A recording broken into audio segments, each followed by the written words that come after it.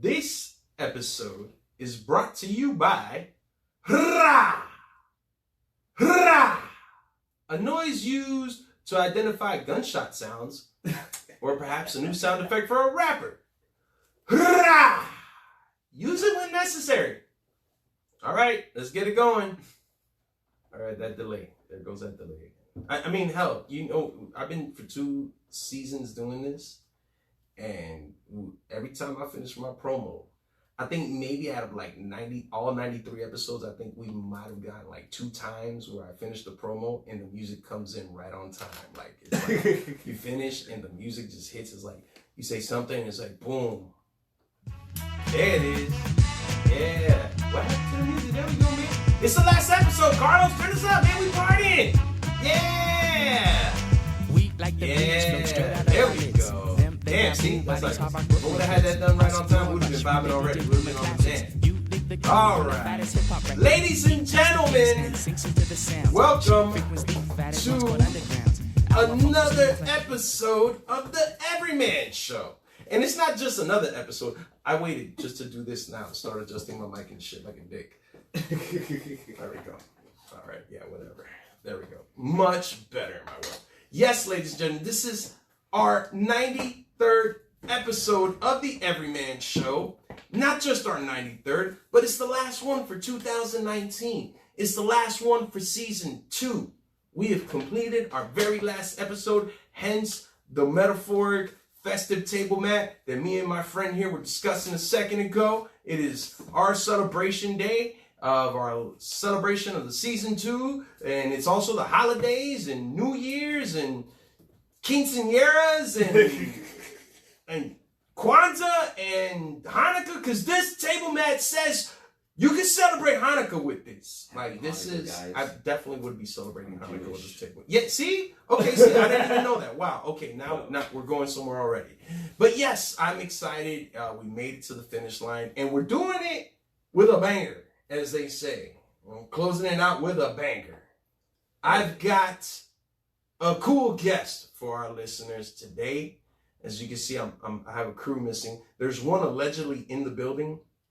I don't know where per se, but allegedly. He got lost.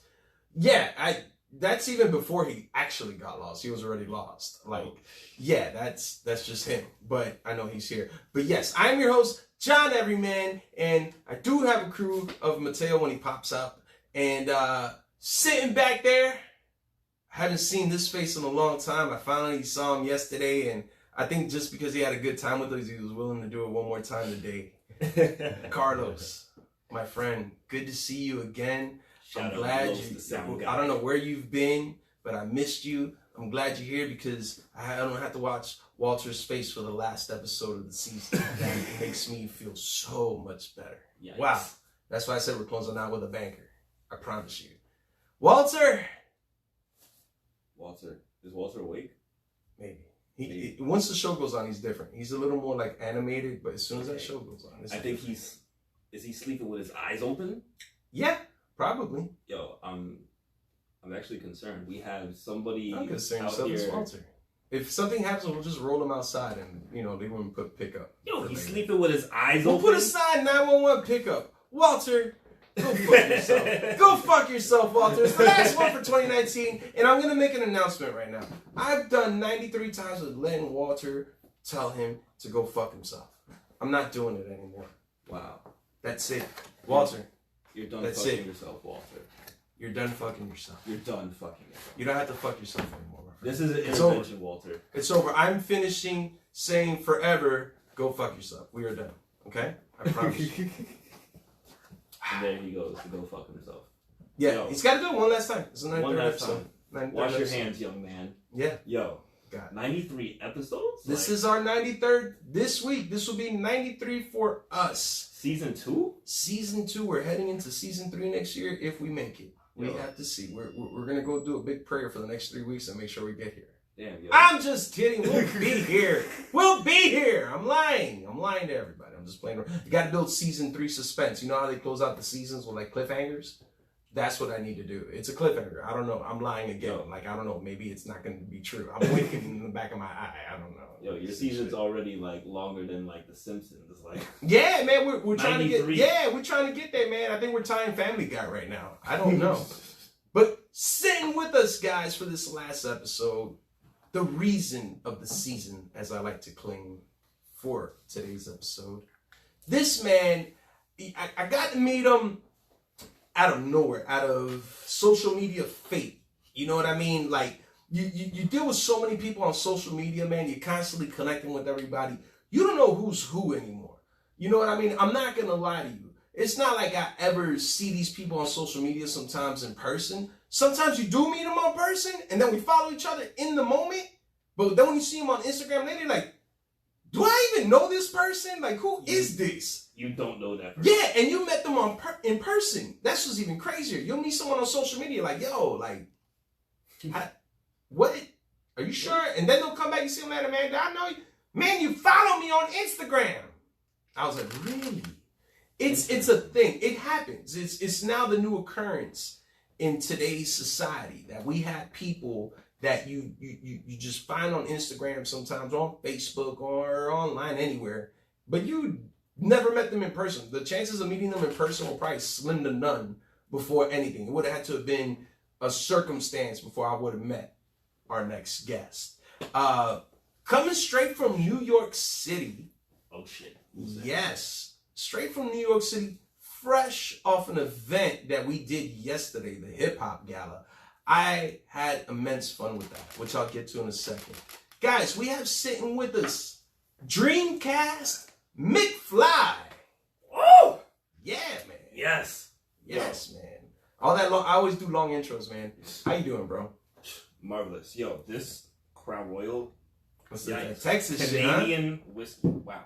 Yeah, hey, they ain't playing. It's Texas Mesquite. Mosquito. I haven't tried it yet, but it got you? It got me. Like, it got you already? I feel like I got punched. Is it like a fireball? Mike Tyson. Does it taste like fireball or something? Nah, it's just moonshine. You ever had fireball? Yeah, I've had fireball. You know, Yeah. Fat Tuesdays. Like, I that's never all did they fireball, do. man. I can't. Like, I could deal cinnamon now, older, but like I have a cinnamon shot. Nah, that sounds crazy. I mean, it's cool in like. It's cool for you to do it in a slushy, but like Fireball by itself, I'm like. Oh, you haven't had it straight up then? That's what I was asking. No, I have. I'm not a fan. Not really? A fan. What about Jaeger? You done Jaeger? Yo, that shit is even worse. Like,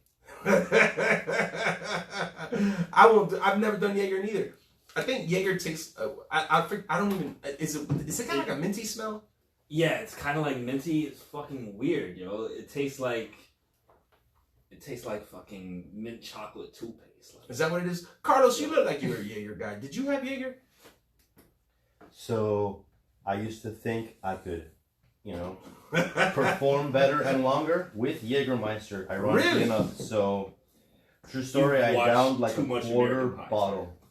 A quarter bottle? Before I went and had a intimate morning with a young lady. Dude, are you like white American? Because white American boys, they do that. Them white boys, they can take Jaeger bombs, dude, like a champ, and they'll clear a bottle. Ass niggas, yo, yeah, man. Hey, listen, bro. Like them dudes, I don't know how they fucking shit up, play Jaeger, Jaeger bomb off a tractor or a fucking like a Camaro and shit, like a Mustang, like fucking partying with Bill, getting fucked up off the mudding truck. But does it taste minty, Carlos? Is it like a minty? Minty. Yeah. Licorice? Is that the? Oh my god, that's why I don't like it. Then that like makes sense. Mint, licorice, and lean all together. Like, god damn, dude. Yeah, I'm not. Yeah, I wouldn't do that. I don't even know how we got into this conversation. Yo. Oh, because you're drinking the mesquite. That's right. That's what it is. I remember now.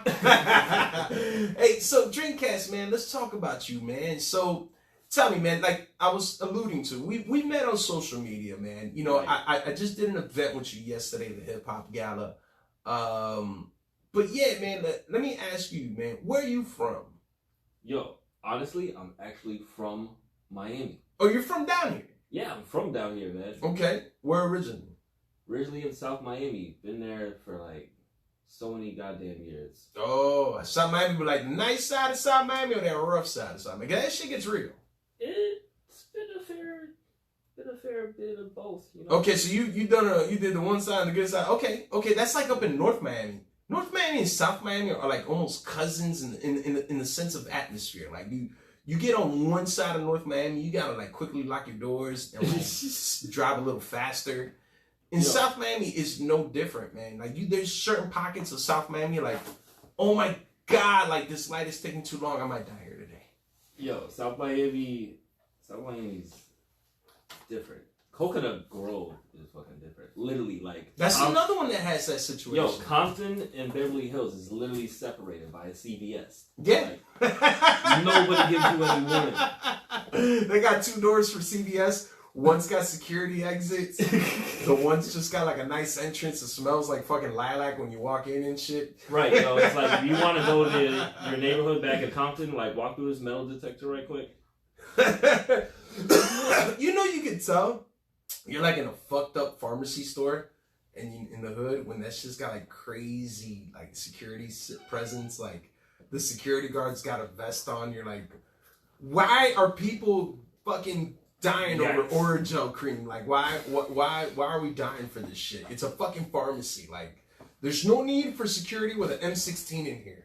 Like it's crazy. That's why you gotta. I don't think that shit happens in Navarro. In Navarro, you get the little Cuban crazy security guy. Yeah, know what's going on and shit. Like he'll just take you in the back and scold you for stealing. That's it. Right. Like you know what I'm talking about. And you be and you're pissed too. Like why are you gonna stop me? Like this shit's not even real, dude. Like this shit's gonna break when I walk out the store. I don't know why I even put it in my pocket. Yeah, I hate Navarro. Navarro sells the worst shit in the world. Word. I'm not. I mean, if they ever become our sponsors, I love you, Navarro. Like I don't. Now I feel bad. I think I killed us from Navarro's chances with Navarro are done now for the Everyman show. It's okay, Fuck man. that. Like, you don't need Navarro. Fuck them. So yo, man. All right. So you lived here in Miami. All right. So tell us then, man. So like you grew up here in Miami. When did you end up in New York? Moved to New York about 3 years ago. Honestly, it was the most wild, random fucking risk I would ever fucking take. I didn't know a single person except like a cousin, distant cousin. Right, a distant cousin, not even one that you probably saw during the holidays and shit. Nah. Oh my God. Nah, but like I ain't even seen in like fucking, I don't know, like 16 years. What? So wait, what made you just wake up and have this random thought? I mean, because we're all random, but sometimes we have a little bit of rhyme to the reason.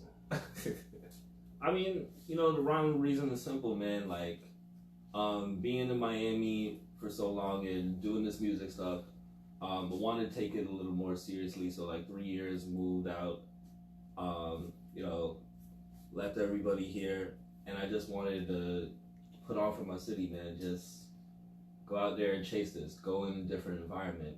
Meet new people. Meet new faces. And ever since then, like, I've been traveling a lot more.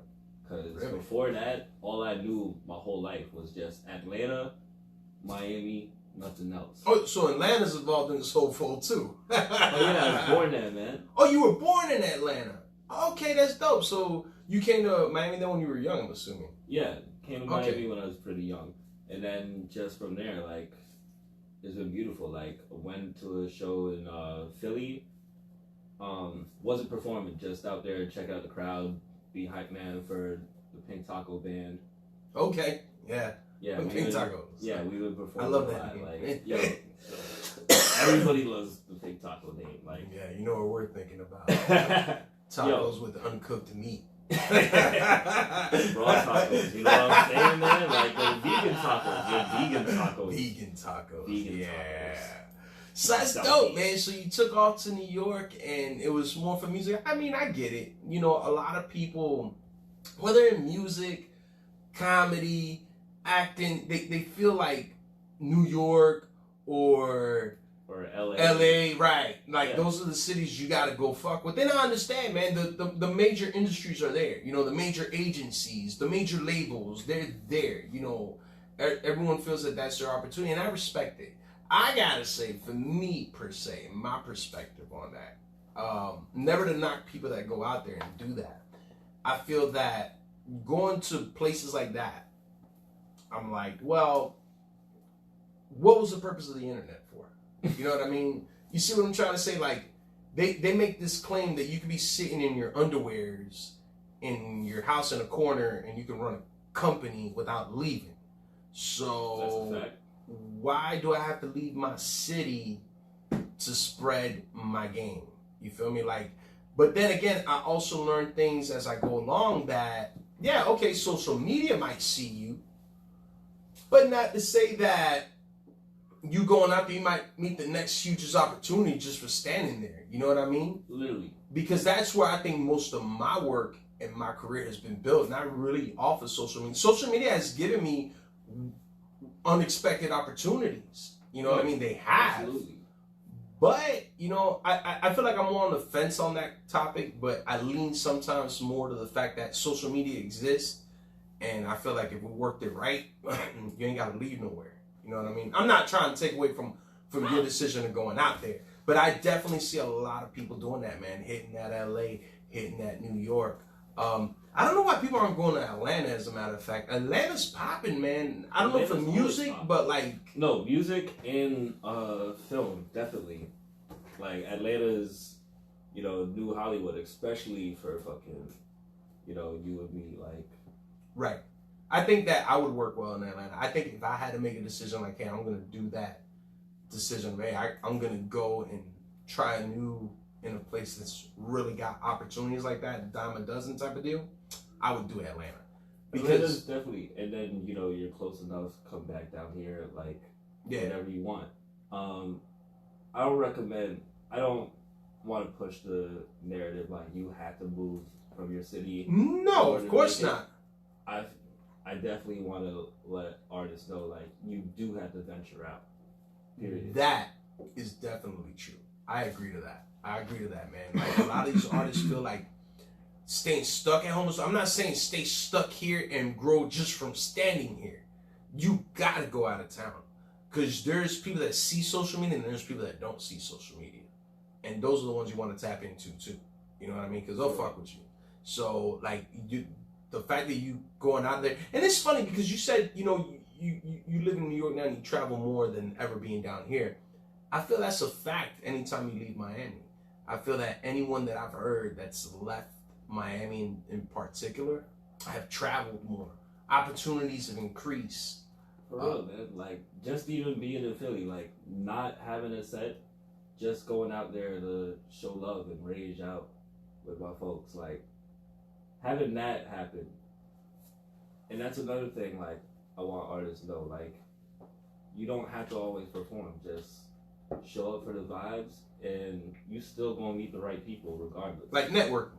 Exactly. Basically. Yeah, no, you know what? I can tell you this, that doing shows, again, it doesn't matter the platform. I like to kind of speak in general that when it comes to like networking, man, like you don't have to necessarily go because you're not on a show, don't show up. You know, that's still getting you. Texas is going to have you by the end of this show, man. But yeah, man, like I feel that networking is what's going to really get your career moving, not the performance. I think your performance is one part of it, but it doesn't account for everything. You know what I mean? Like your performance gets sometimes your foot in the door. You know, it'll get someone to stop maybe for a second. But the networking, the relationships, the resources, the opportunities come from all that behind the scenes outside the music. So I definitely respect what you're talking about. No, that's a fact, man. Closed mouths do not get fed. No, sir. No, sir. Man, so tell me this, man. What's it like for you in New York when you first got there? What was your impression then?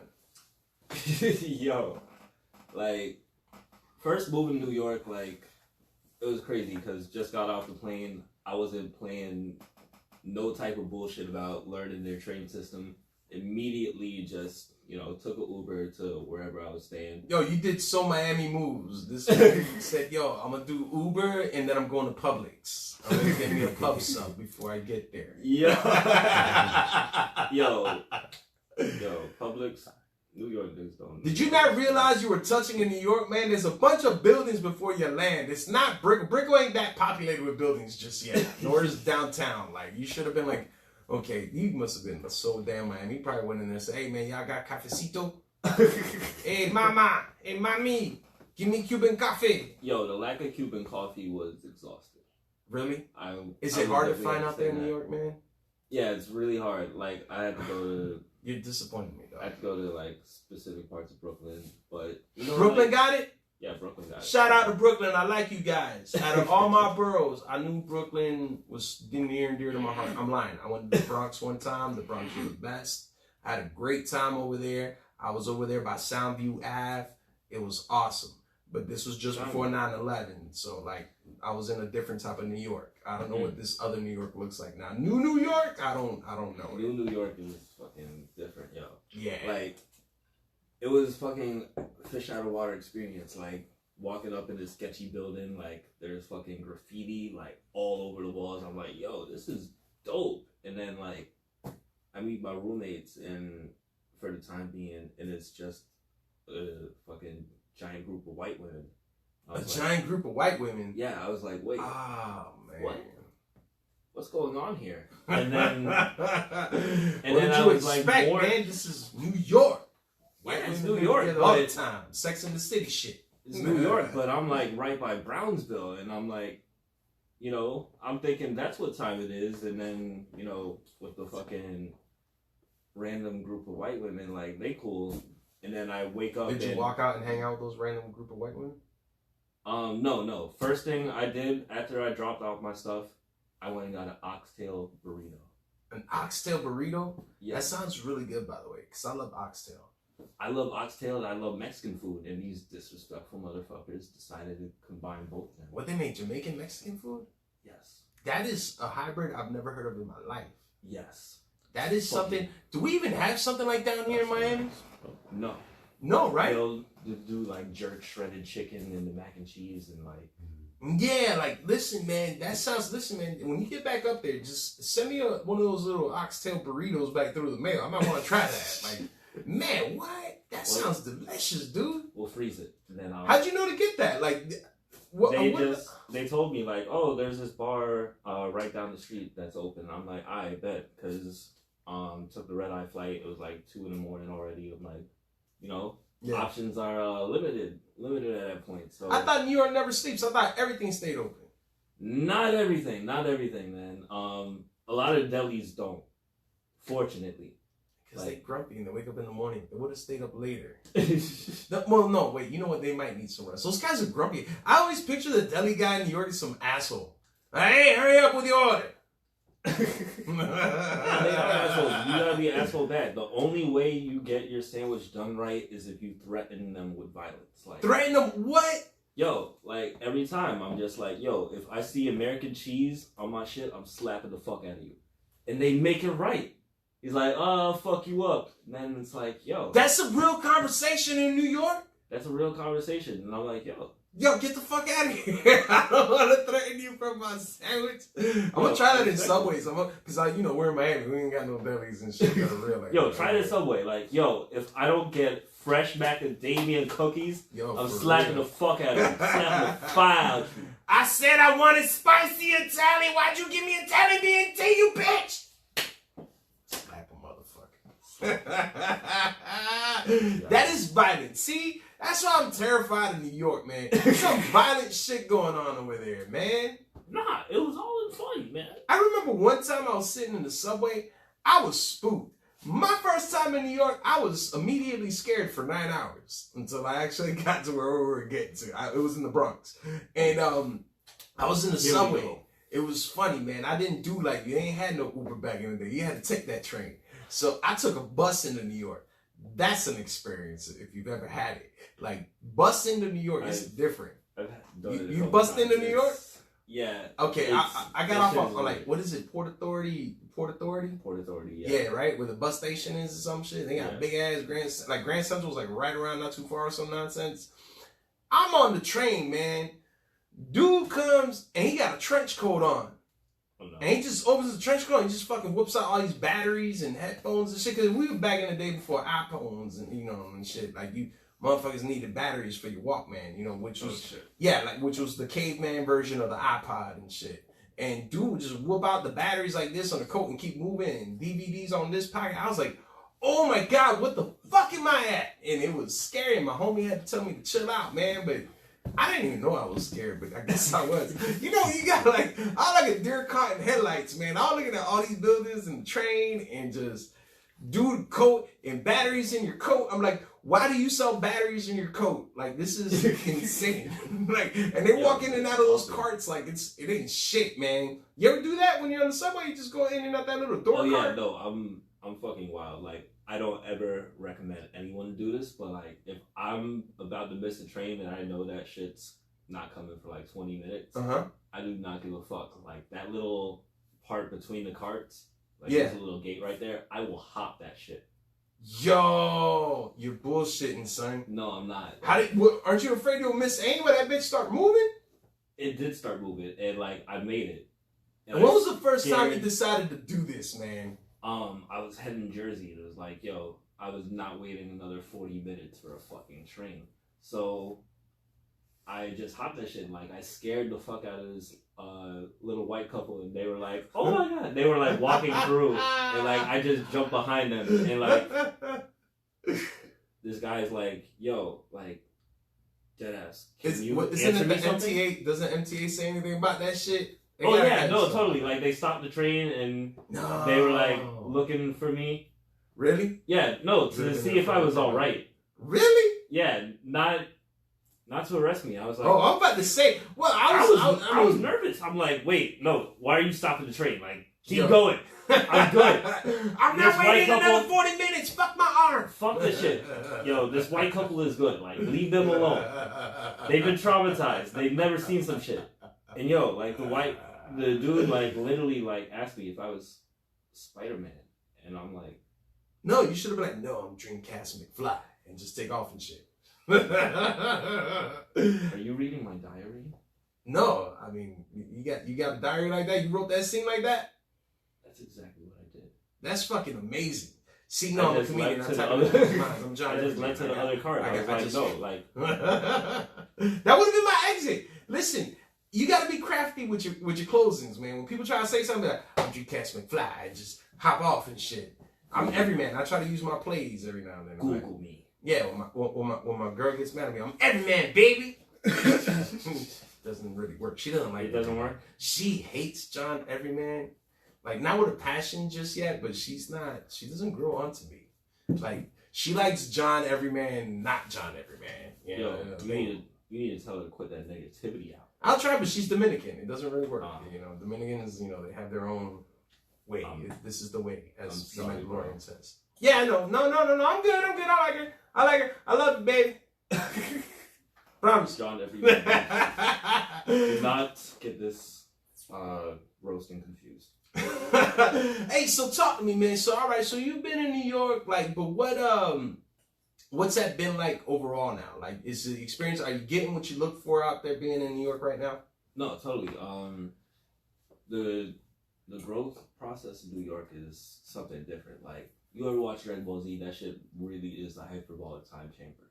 I have a guy, if he ever comes out of his whereabouts, Mateo, he's more knowledgeable in anime. I'm older. I came from a generation just before I knew that Popular was hitting Dragon Ball Z, but I was starting to look at titties at that point. So like, you go from Dragon Ball Z, titties, like, yeah, buy Dragon Ball Z, go entertain the kids. I'm looking at these titties right now. So like, that's, yeah. So like, life was a little different. I was a little dorky. I didn't see titties. I was more like, just doing different shit. Maybe I was playing Dreamcast. I don't know. You were playing the Dreamcast? Maybe, perhaps. I don't even know. I like your name, man. Dreamcast McFly. Before I keep talking about your experience in New York, how did you get that name? Oh, it was total accident. So I was in a lab one day working on an experiment. Complete accident. So I just put out a mixtape. Didn't really like put any like crazy notion into it, and I was having a show where I was opening up for XXL double XL artist, what's his name? Blue in Exile. Okay.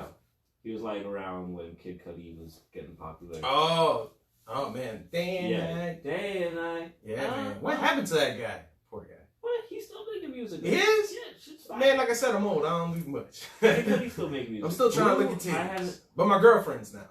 Your girlfriend's Yo, you can do both, man. Like, just put on Kid Cudi while you're looking at multitasking. Man, you young guys, man, always know how to fucking multitask. Multitask, yo. I can't. Right, Carlos? Yo, put on Kid Cudi. Like, that moaning might get her in the mood. Like, yeah, maybe I could get her going with Kid Cudi, and then spiritual moment. Then I can say weird stories like I might be an aphrodisiac. And then one day I'll see Kid Cudi and say, I had sex with my girlfriend listening to you stuff, bro.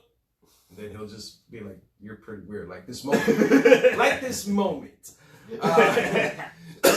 But tell me, man, so what were you saying about the name? Okay, so yeah, put out a mixtape, and I like bought a Dreamcast off this guy. And he was disappointed that my name wasn't Dreamcast McFly when he heard the mixtape. Wait a minute. Stop. So, you made a mixtape. And while you were doing this mixtape, you also purchased a Dreamcast. Off of this man. Off of a dude.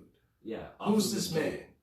Off of a dude I met from my boy Marcos. Okay, so some like random connect. Okay. Yeah, random ass connect. I was just like, yo, I want to buy a Dreamcast today. You said that? Yeah. And this guy just happened to pop up? Yeah, this guy just happened to pop up, only charged me like 25, some dumb shit, and like gave me a bunch of video games. Right. And then in this transaction, he was upset that your name wasn't Dreamcast. Yeah. And what I'm trying to understand is, he's upset that your name ain't Dreamcast, but how does that tie into the mixtape? So he heard the mixtape, and like my name was like they've been calling me McFly since high school. Okay. So when he heard this tape and he's like, "What the fuck? His name's not Dreamcast McFly." I was like, "This is genius." I see. Okay, so he was weird, but he suggested a good weird thought there. It was a good weird thought, and like I just tried it out for couple different shows, and it's stuck. Every host fucking loved it. Nah, it sounds very catchy and original, man. The McFly. Why call you McFly though? Okay, what's going on here? Okay, yep. Okay, you got I see what it is. This is what we do, man. Okay, you McFly. My bad, player. This my is what bad. We do, man. He got. I thought you listen again. I'm older.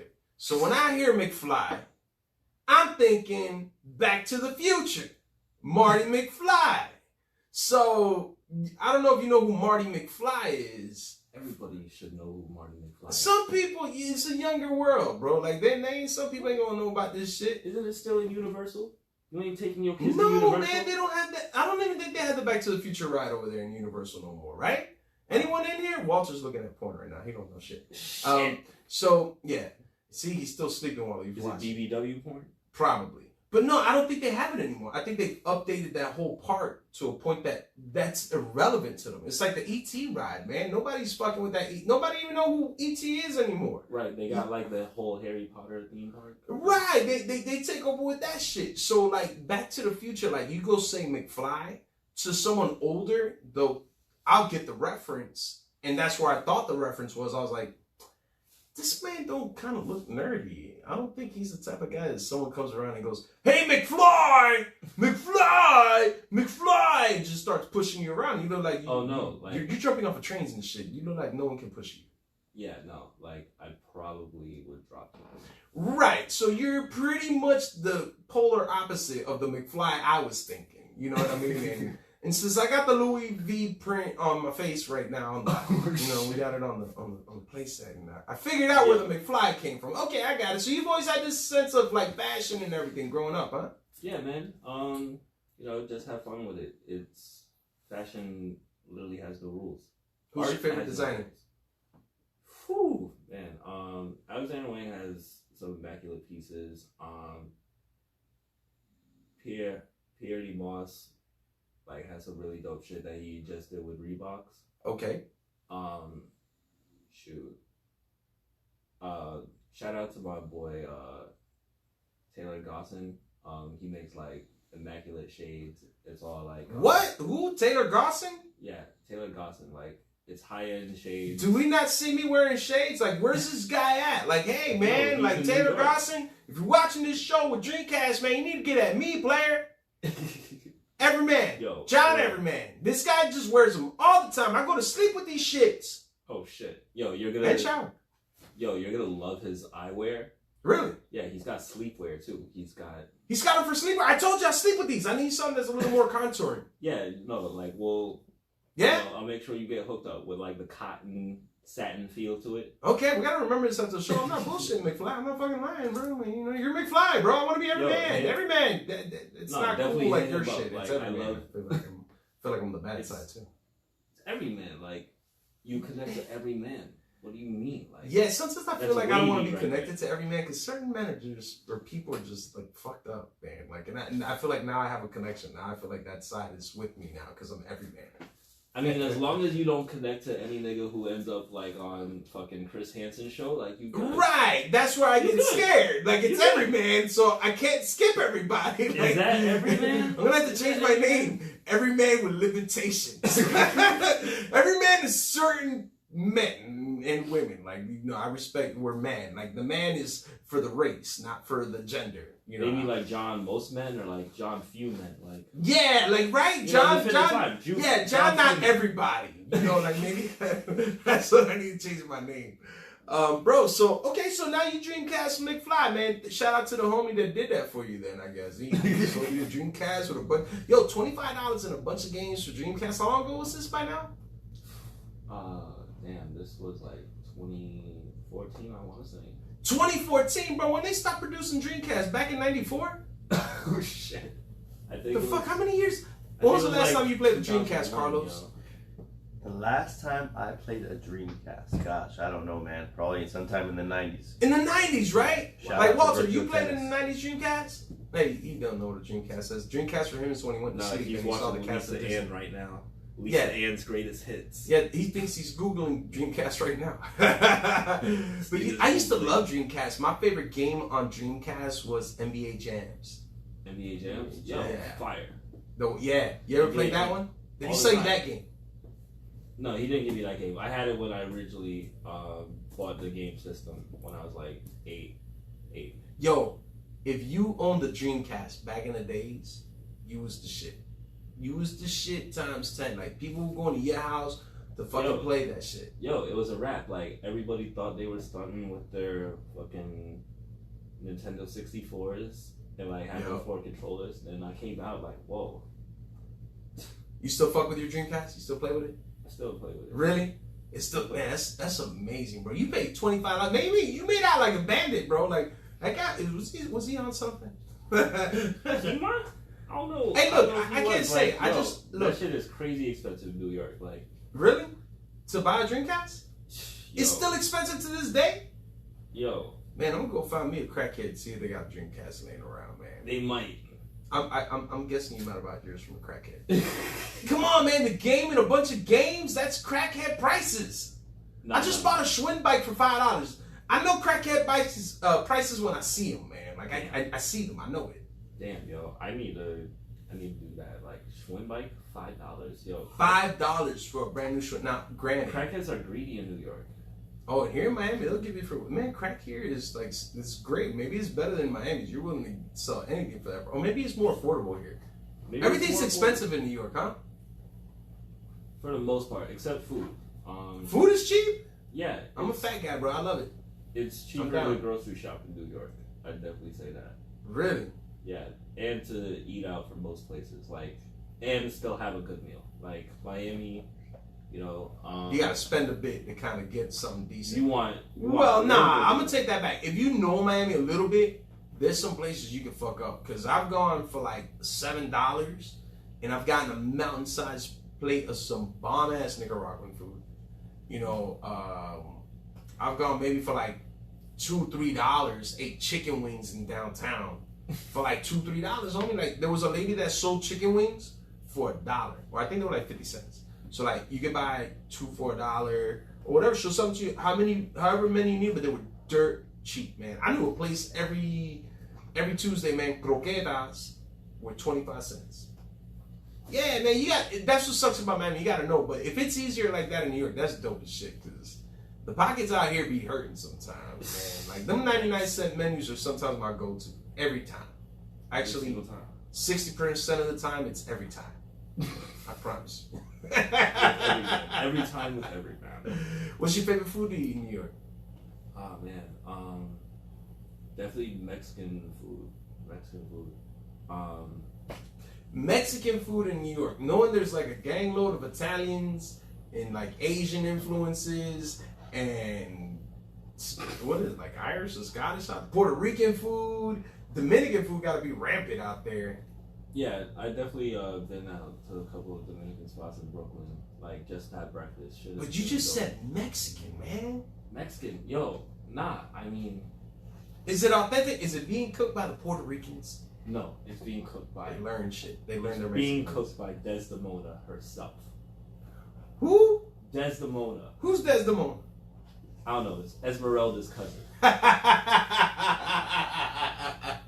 That's crazy. So they got, man, I didn't know Mexicans were having I mean, Mexicans are everywhere, like everybody, but like, is it a heavy presence in New York? No, it's not heavy. But it's appreciated when you see one. It's appreciated, definitely. And food there is dirt cheap. I took my man KJ over there to a Mexican restaurant out in Jersey. Like, quesadilla is $6. Like, shit is unheard of. And it's immaculate.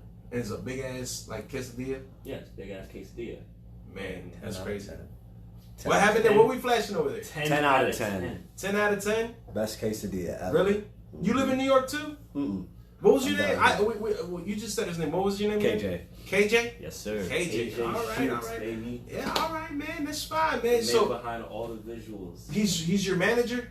Or your visual aid? What is this? Is my little bit manager, of my visual aid. This is my bodyguard. This is my lawyer. This is right, the one that stashes the bodies when you need to put them in the trunk. I mean, I didn't say anything. Wow. Right. That was. We got edit. As you can see, Carlos is here today. We're going to do a lot of editing today. We're going to sound way better than we're sounding right now. Thank you. Yeah, let's definitely edit that one out. Yeah, man. So what do you think about the music too? I know we were talking about it and I kind of interrupted us there, but like, what were you talking about with the music scene? Or what's your opinion with New York now and being there for a little bit? New York, the New York music scene has been definitely, I would have to say, incredible to me. And, I don't know if it's because I'm from Miami, because, you know, I'm just putting my work in, or maybe a combination of both. But definitely, being in New York, I was expecting the process to be a lot longer for me to see any traction, and it happened the first year, and I felt really blessed that was going on. Yeah. I'm not gonna lie, man. Like, I don't think, you know, your expectation, what you thought originally, I think is the average, man. Whatever you're doing is something right, because that's not a thing in New York. It's not go in there and, hey, fast track to success. Like, it's pretty much on par with what you're thinking, man. I know a bunch of comedians that go out there, and I know rappers that have gone up there before you, and none have garnered any intention of what you're trying to describe. You know what I mean? Like, whatever you're doing is right. I can tell you that, man. Don't let it think it's a fluke thing. That's you. That's all you. That credit's to you. You know what I mean? I appreciate that, man. I just try to put in my work. Just try to go to as many things as possible, man, and show people love. Like, there's a hell lot of dope artists out there in New York. When I went to Philly, like, all the acts were fucking incredible. Shoot, the acts last night, like, really put in work. Like, Sinfully Sweet, she got a voice for fucking Oh yeah, I mean, Miami was we were off the chain last night, man. Which yeah, man, did you have fun last night? Yo, last night was definitely movie. Like, I was scared. I was so scared of kicking this girl. Like, she was right where I was about to climb up on that ledge with the bikes. I was like, okay, see. Now this is news to me. See, I'm gonna make a little point that we did, just for people to understand, we did the event, and I mentioned it earlier, the Hip Hop Gala. This was our first ever event as a podcast outside of our celebration show that we did back on the 50th. But this was really our true event where we kind of, it was all us, at the end of the day, though, most of the crew was out there yesterday, and I had to be everywhere. There were times that I was with vendors, I was, working with the crowd, so I would go and I couldn't enjoy all the performances like I would have preferred. So I would go, I'd see what's going on, I'd see, okay, everyone's starting off nice, Carlos was there, I, made sure everything was set. But what I'm trying to get at is when I get there, I see you starting off, man, you got energy, you're jumping, I'm like, cool. I stepped for might have been 10 minutes into the process. I come back, this man is sweating, he can't breathe no more, he ain't got no shirt on. I'm like, what did I miss in 10 minutes? Like, what type of show is he putting in here? So apparently you were trying to climb the sides of the stage? Yeah, climb the sides of the stage, climb the ladder a little bit. You climbed the ladder a little bit. We had a ladder. I guess that must have been where they left it for you. I guess. All right. Wow, man. Well, that must have been up there. Now I feel like I missed. Closer to Nipsey Hussle, man. Like. Yeah. Okay. Did you like that portrait, man? That was amazing. They had like a crazy portrait of like Nipsey Hussle in the back. The whole place was beautiful, man. I think the venue was nice, which is good. I shout out to anyone out there that's listening to us, man. We're gonna be doing a lot more shows. Like, since I'm already in the topic, we're gonna be moving on to doing more production-wise stuff where we're not just doing showing love through the podcast, where we want to be out there and party with the people that listen to us and check out this show. We want to vibe. We want to get back to them. I want them to meet guys like you and all the other guests that we've had previous to the show that come and just want to shake their hands or ask them weird questions or whatever I didn't ask you that wasn't weird enough already. Damn, yo, I'm ready for all the weird ass questions. Bring all the weird questions. No, I'll save it for the listeners when they're out there. But yeah, man, we wanted to do that, and this hip hop gala was awesome. It was the first event that we got to put together, and yeah, man, we had you headline, and apparently you were crazy. Now I've now gathered from your information straight from the source. You're crazy. You were getting on a ladder. You were climbing the side. You're not afraid of. Do you like doing that stuff? You like to get on stage? You kind of give them like a rock and roll type of performance, huh? Yeah, man. Definitely. Like, I learned from best. Like, my father actually was in a punk band. Your father was in a punk band. Yeah, and then my stepfather, he's a DJ. So like, getting a little bit of guidance from both of them, like, definitely helped out and shaped like the whole live performance. Let me ask you, so your background, which I would have asked, but you mentioned it here. So your dad was in a punk rock band, your stepfather was a DJ, so you've had in your family a little bit of an entertainment background. You grew up in this environment, in other words, then, huh? Definitely. Yeah? Yeah, I grew up in this. Wow, man. My grandmother was an opera singer. Your grandmother was an opera singer too, so this is long lines. This is like a generational thing. Yeah, man. That's fucking dope, man. How many people in your family all had these talents? Is it a thing? Do you guys push each other to do these things? Yeah, man. So a couple of my cousins, they've done like background acting. My little brother writes poetry. What? He raps sometimes. That's crazy, bro. Yeah, it's definitely like in the family. I got another cousin out in Atlanta who raps too. Wow, man, you guys for real. So it's everyone. They don't give a fuck. It's not just immediate family. Yeah, you're a part of the McFlys. Like, all the McFlys have to do some sort of talent. Like when you have little Dreamcast McFly, which I'm sure he'll be named Nintendo Wii McFly. I don't know, and you'll teach him the ways and be like, you have to do your entertainment talent now. It's in that's actually like the perfect like celebrity child name, like Nintendo Wii. That's fine. Hey, save it, man. You can keep it, man. Hey, and you know what? It seems like your celebrity status is getting there. So if you ever have a kid, or I don't know if you have, but if you ever have one at that point, no kids, no babies. Oh, that is amazing, man. Congrats to you, sir. Congrats to you. That is amazing. You are a true professional. Yes, you really are dedicated to your career. Pull-out game is on Steph Curry. I never miss a shot. Oh man, but so that's. You ever have a little baby? Yeah, you gotta do like the little celebrity name, little Nintendo Wii, because they name them all type of weird shits, like shoelace, like corner table, yeah, like blanket, right? Blanket, blanket's really out there. Yo, they name it after fruits, whatever you want. I think really. Isn't that what Michael Jackson's kids? Blanket? Yeah, Blanket. There was Blanket, and then there's Jacket, and then there's Zipper. Jacket? Wow. I don't know what people name their kids, man. I look at things. I mean, what's your child's name? Andromedus. Like Doorknob. Like Doorknob. Oh, man. Bro, so what was it like for you growing up, though? Is it just a music family, or is it... What type of environment did you have to grow up through there, man? Was it a challenging one? I think we all go through those. No, we all definitely go through our challenges and trials and tribulations, and that definitely helped shape the artist I am today. Because children and like younger people who went through similar things, they really didn't have an outlet, man. You know, especially growing up in the environment I was and the era where I started writing music, like gangster rap owned everything, like owned the fucking pop charts, like having like the fucking whole anomaly of 50 Cent is fucking crazy. Like still to this day, when you really think about it, this man is famous for getting shot multiple times, like came with the bulletproof vest. It's just like, I'm out for revenge. And like This was hip-hop superhero at the time.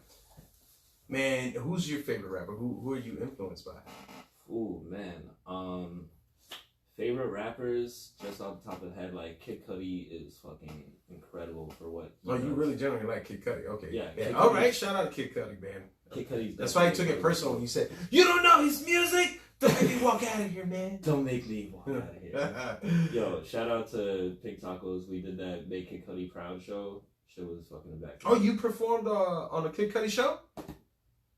Kid Cudi wasn't there. But one of his shows that were curated or something. Yeah, it was like the whole theme was like artists who look up Kid Cudi. So okay, like one of those. I think I've seen those, but like for rock and roll, like they do like an honor show or something. Yeah, it was just That's like dope. that. Man. It was really dope.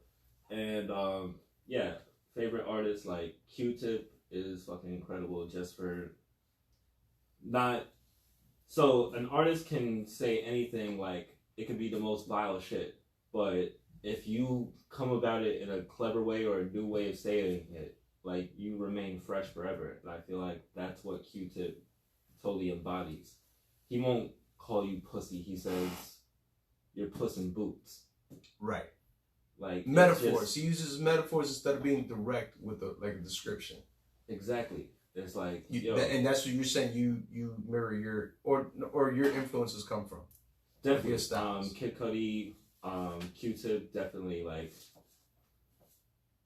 a lot of acts. I heard your music, and when I hear it, I get this sense of like energy. You know, like you got that energy, you got that lit feel. You know, that vibe that like you don't want to just lay back. You feel me? You want to fuck with this shit. Like you want to get up for this. You know what I mean? Oh, absolutely. Like, I don't care if you paraplegic, like, you are not sitting down for my set. But with your music, it shows. Like, if someone were just to put on one of your cuts and just listen to it and play that, it really, you know, it gets you hyped, is what I'm trying to say. Definitely, man. I appreciate that. That's the energy that I try to bring to every show, man. Just get everybody moving, get everybody having a good time. Right. And get everybody really ready for some wild shit, you know, like.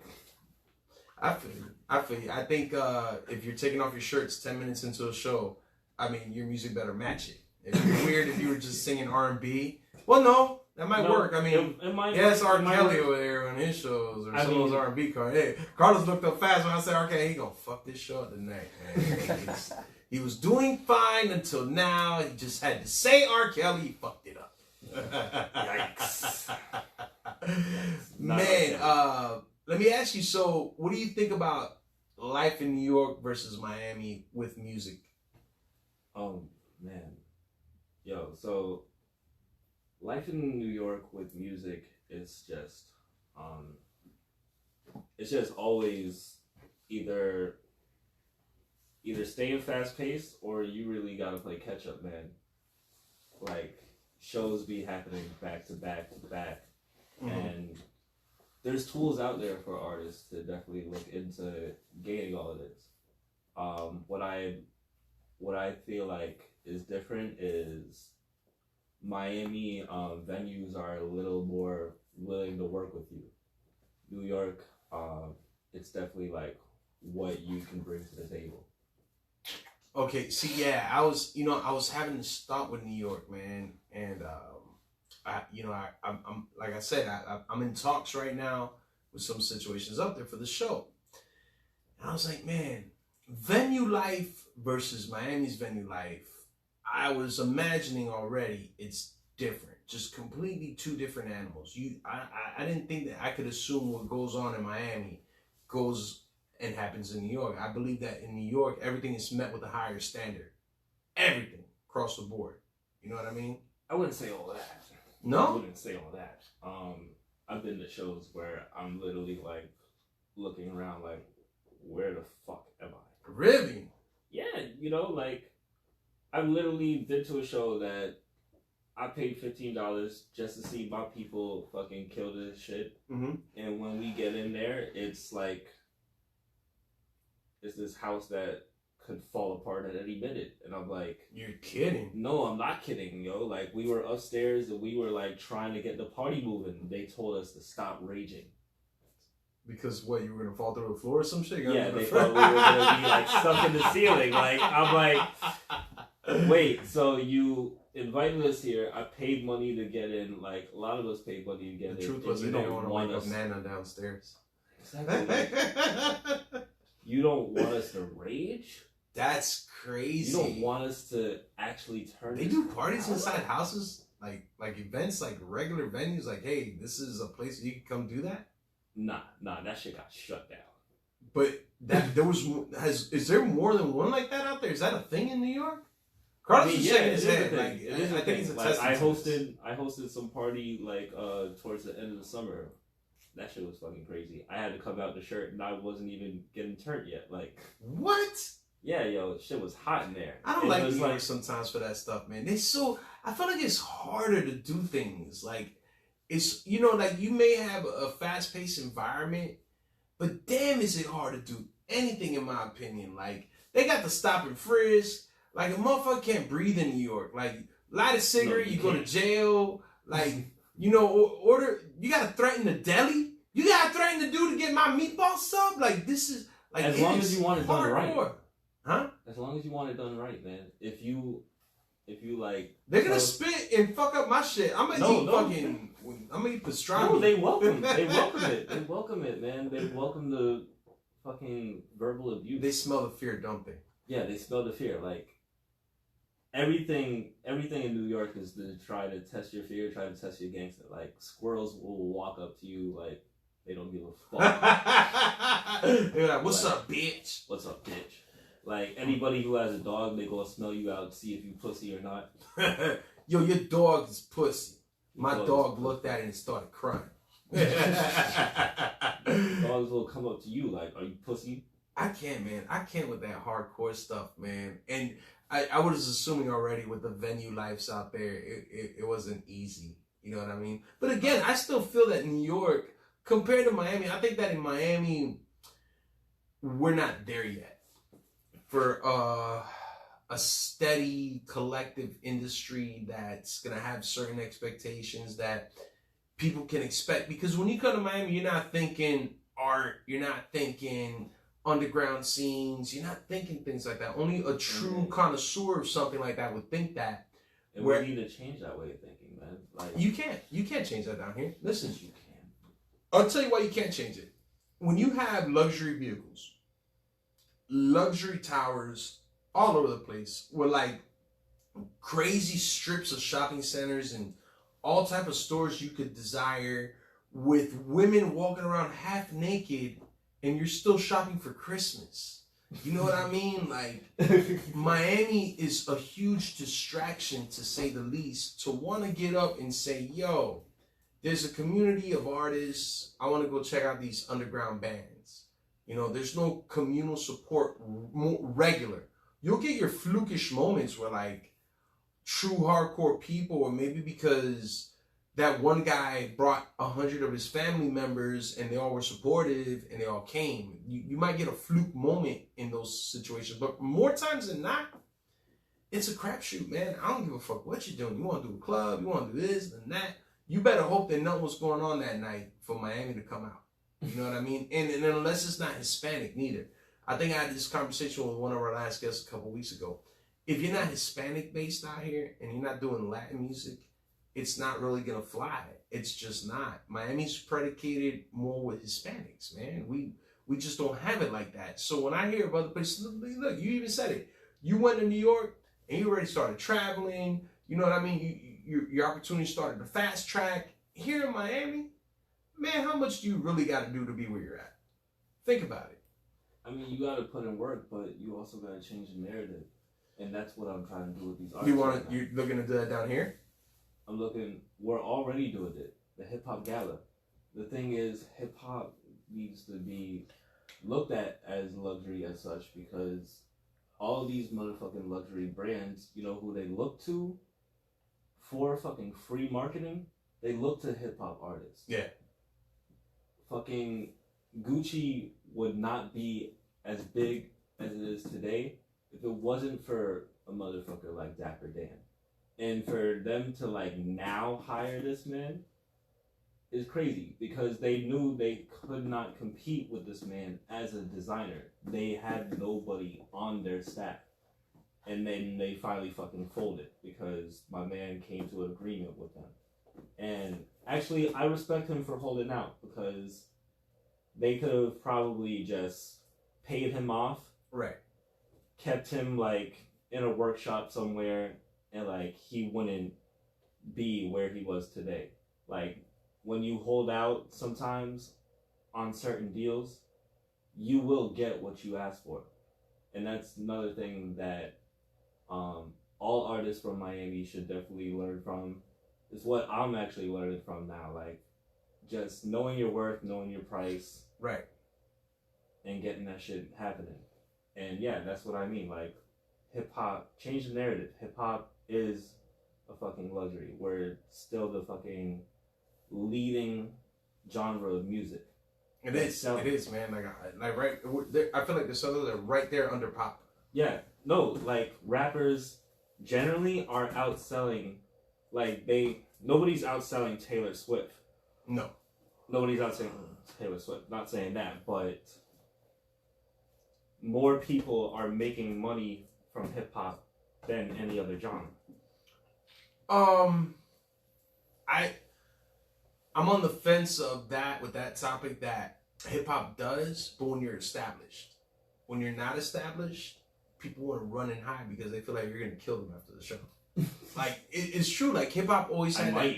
But yeah, see, now you know. Like, we're just reaffirming everybody's fears in here. That hip hop is just scary, you know.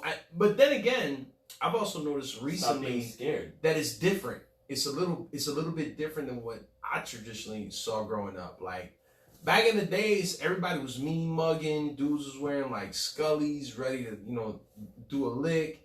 You know, they had something in the boot. You're like, what is that, man? They got baggy jeans on. You know what they packing under there.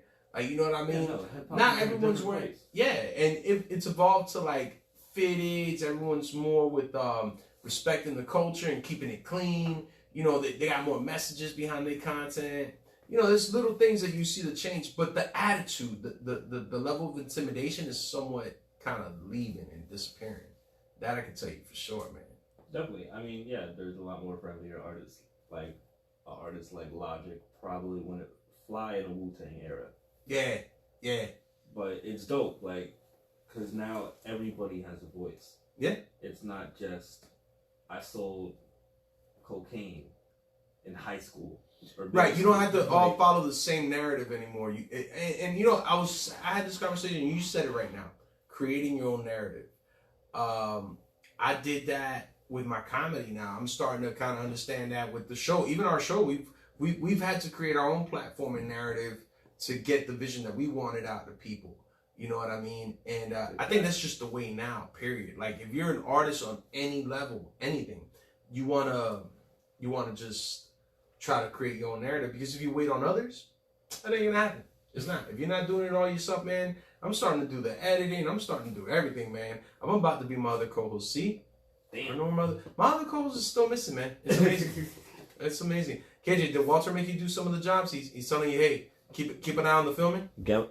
He put a little paper in my pocket. Put a little pressure. Yeah. Okay, good. Put a little paper in my He always pocket, does that to everybody. He loves it when other people do his work. Dreamcast, man. Let me ask you, man. So, what do you got going on now? What's the deal? Deal right now, man. Everything's been just wavy. As soon as I touched down, like Miami's always been a blessing to me, man. Me and KJ working on finalizing the next single. It's called Free ASAP. Obviously, Free ASAP. Isn't he free already? Yeah, he's already free. Free him some more. Free him more. Because he's going back to Sweden and he's already being an endanger to himself. So let's just put the good faith out there now. Like free him again. I see what you're saying. You're putting the song out there right now because you know he's going back. He's like, all right, this is gonna be ready as soon as shit goes down. We got the t-shirts, bro. Like you're a hip hop icon right now. Like. Yeah, man. Hey, listen, man. Don't do it. If America didn't know who A$AP Rocky was before that day, they definitely know who he is now. Like, that is for sure. Man, let me ask you with Jimmy. You said you're putting out this new single now with Free ASAP, but do you have any albums out? Like, what do you got out there now already? Oh yeah, so dropped an EP last Christmas Eve called Dank Ocean. Nice. So it's a collection of eclectic music that I collected through a couple of different producers. A lot of them overseas, like in UK, Netherlands. What? Yeah, no, it was definitely a chance for me to experiment with a lot of different sounds. I worked with this Japanese composer called Hiroshi. Really? Yeah, and he worked on this song, Settled on Skyline with me, and it's fucking, like, brilliant. That is crazy. You know what, man? Let's do this, because we're getting close to the end anyways, and we should have opened with that. I don't know how we ended up with Digable Planets going on there, but can we play one of your songs right now? Would it be too much of a hassle, Carlos, for us to get one of his songs and play them? Yeah, is it too much of a hassle? Is it, Carlos? Carlos, ready. Look at that. Man. Oh, out there. Yeah, why don't you do that for me, man? Set that up. We're pulling out the aux. Yeah, and I'll do a little quick house duties here. Guys, 2020 is around the corner. Everyone always has New Year's resolutions. Everyone's always trying to figure out what's their next big move. I have your solutions. Check out our friends, Wake and Vape. Go on their website. They have franchise opportunities. Hell, if you're trying to get Christmas gifts for your family, like, you got that. If aunties are out there and they got their nephews that have just started vaping and he's learning to do vape tricks, get him his gifts. Hook him up. He's over 18. You can do it. His mom won't matter. You don't like the brother anyways. You want to piss him off. Be a good aunt. Try to get him some of these flavors. Wake-n-vape.com is where you can get these things, man. And you can find out about that franchise information. And shout out to them for allowing us to do another fabulous episode here. Our last one of 2019. Did we get that song pulled up? Yeah. What are we going to listen to, by the way? So, this joint is called 10 Mimosas. 10 Mimosas. 10 Mimosas. So, the reason behind this, I like trolling motherfuckers. I'm not even gonna hold you. So. Oh, you're a troller? Yeah. Man. Yo, I try so to avoid the story you guys behind this life. song, I was in the studio. They wanted me to work with this gangster rapper, and the music was cool, but I wasn't feeling the vibes. Like there's something a little inappropriate in your eyes. I'm not liking this energy.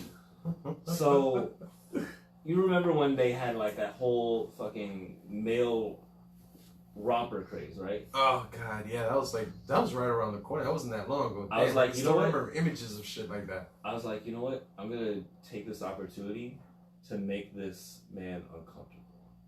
So, I turned 10 Mimosas into a song about pulling up to a brunch restaurant and proceeding to take your girl while wearing a romper.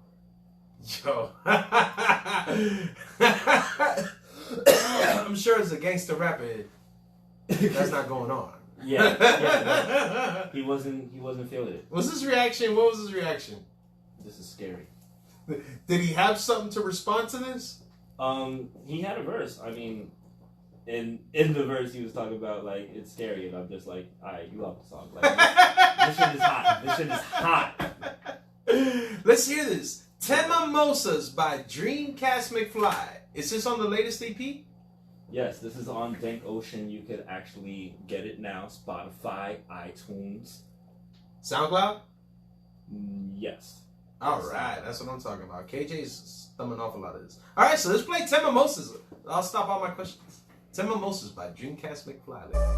Yeah. It's your boy Dreamcast McFly. We got Irate in the building. Right here. Pink Noise in the building. Exclusive. New York, stand up. Shawty eyeing me at brunch time. Pull up in that romper and she say I'm looking dumb fly. Get your girl a napkin cause she drooling on my lopus. And you don't want no static, boy, I'm gone off 10 mimosas. Shawty eyeing me at brunch time. Pull up in that romper and she say I'm looking dumb fly. Get your girl a napkin cause she drooling on my loafers.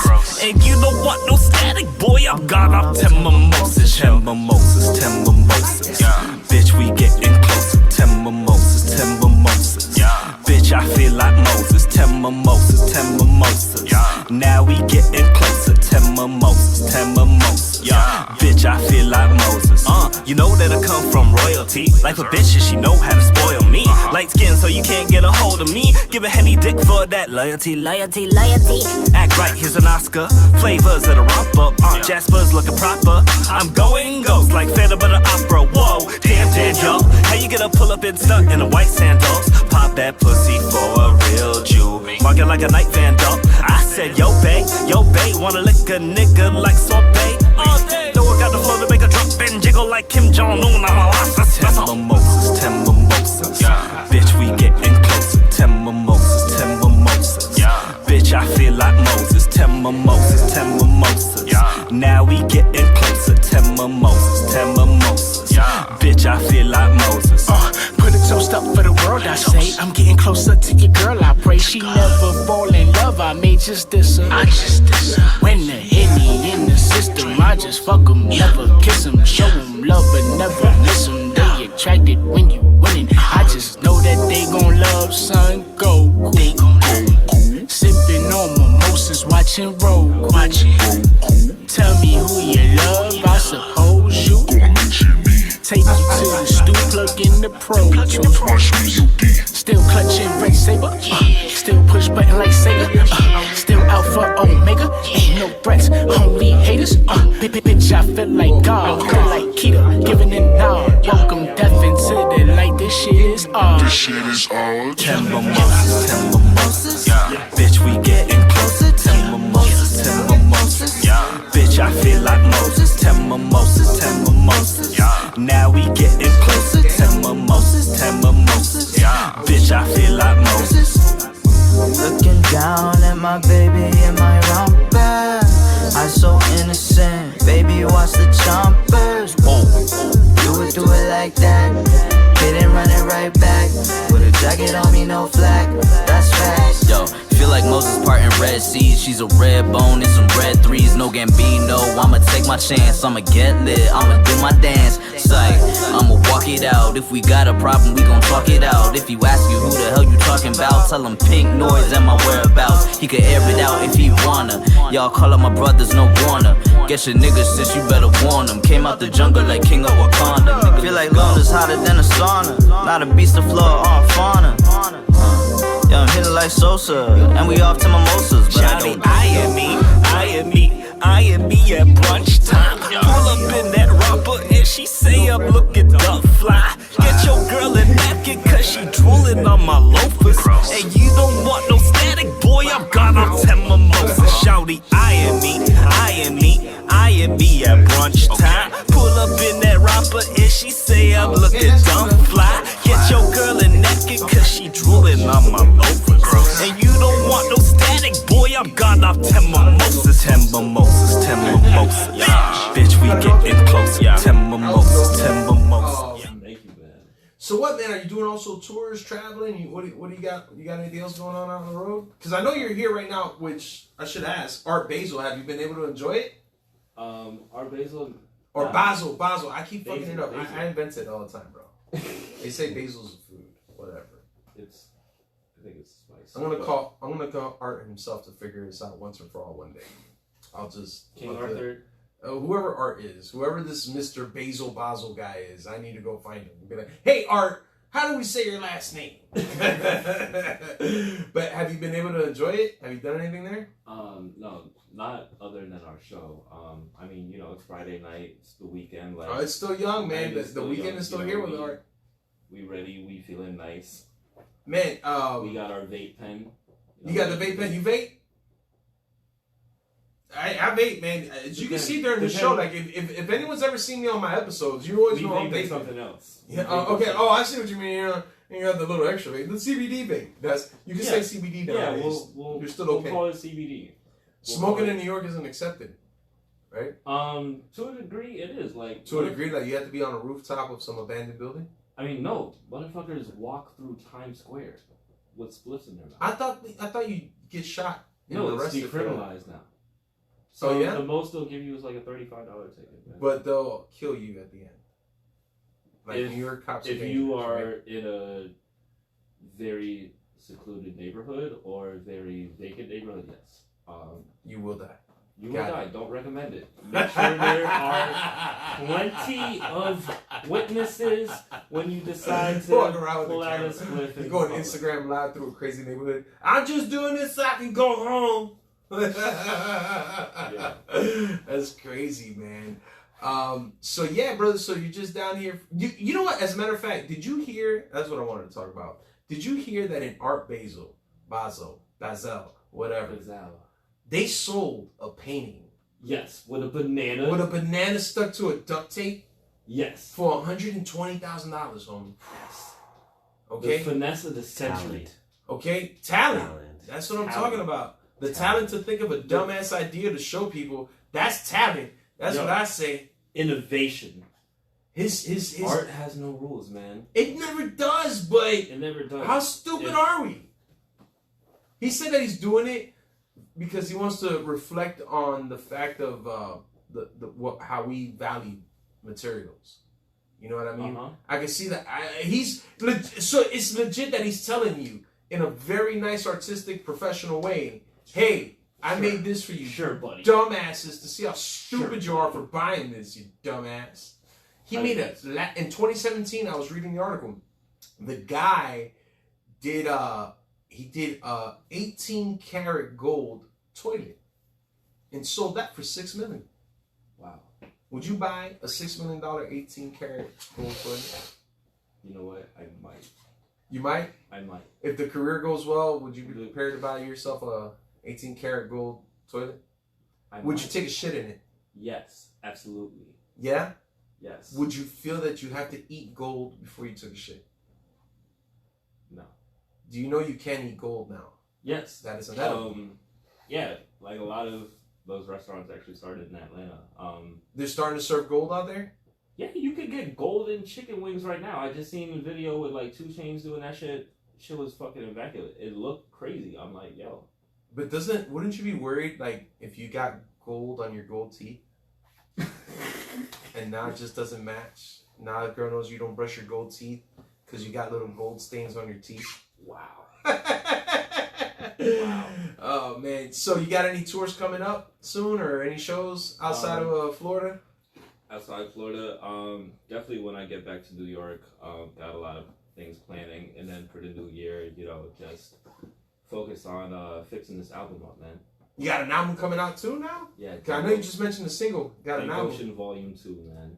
Oh, Dank Ocean Volume 2? We're going to talk about that, man. Hold on. I need to get rid of this Crown Royal.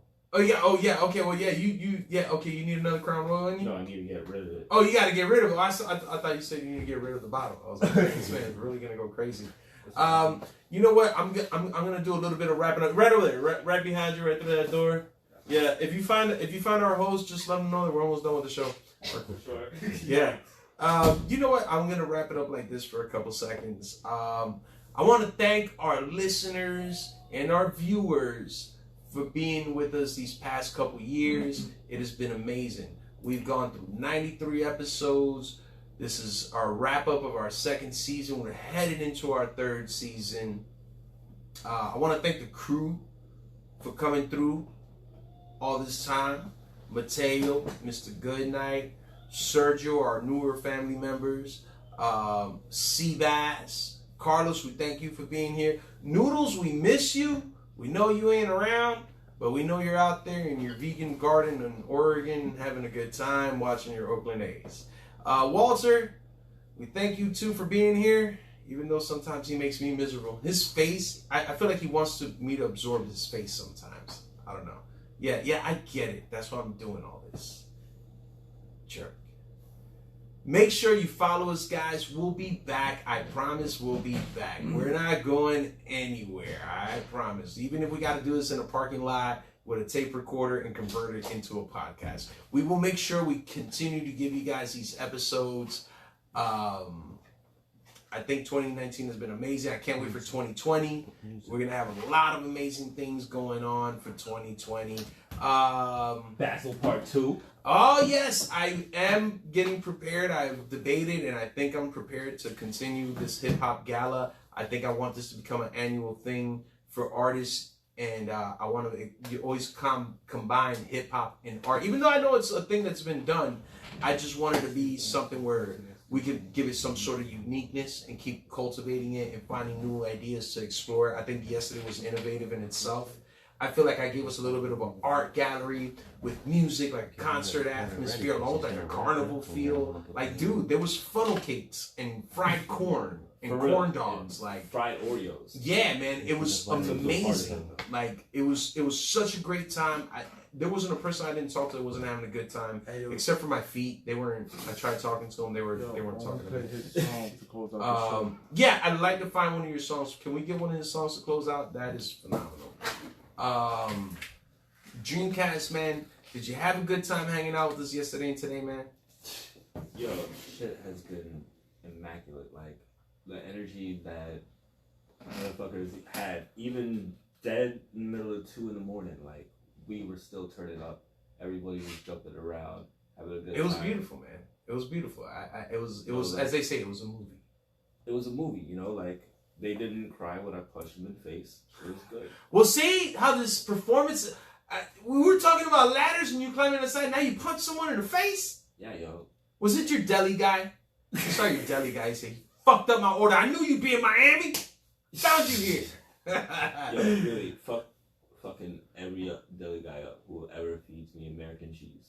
Jesus, man. Don't go to Publix, man. They don't get down like that. Okay? Just remember you're in Publix Publix now. never disrespects me like that. It's because shopping's a pleasure in there. I don't even think American cheese is their default. Like, they don't have it. No, everything's in Spanish. Exactly. They can't. Exactly. That's blasphemous in their delis. I'm going to let you set that up. KJ, man, thank you for hanging out with us, man. Did you enjoy my show? Of course. You're going to tell all your friends when you go back home, hey, the Everyman Podcast Show was amazing, man. Changed my life. Oh yeah, definitely. Thank and you. I got a whole repertoire of artists and other creatives that would love to be a part of this show. Really? Hey man, well we are gotta always looking for the interesting, we're always looking for the talented. That's how guys like Dreamcast McFly make it here. We were actually gonna have another guy, John Blaze, man. Shout out to John Blaze from Detroit, man. I got to meet him yesterday. Yeah, man. 313's in the building, man. I want to shout out again all the artists that were out there yesterday. Jekka Soul, beautiful, wonderful individual.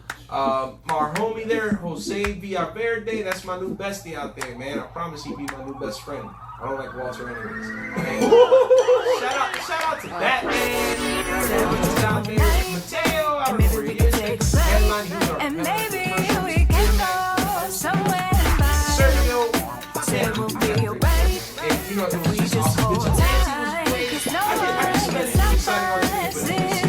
I ain't tryna waste your time. There's a war going on outside. Hey, let me try to ease your mind. Be clouded by the Celadon sky. Wanna keep us down? That's how it be. of us now. Insanity beneath the ground, calamity. See us now, I plan to be. I can see into your future. Ain't no one else around you. It's become much clearer. There's a reason that I found you. You showed me the Louis V's, and he wants to make sure he's got his 2020 record. And maybe we could take a break. And he needs And like maybe 18 we characters can on go somewhere and buy. Every Man Podcast Show's website. We'll see you in 2020, people! We're dead! Indigo road to the plateau.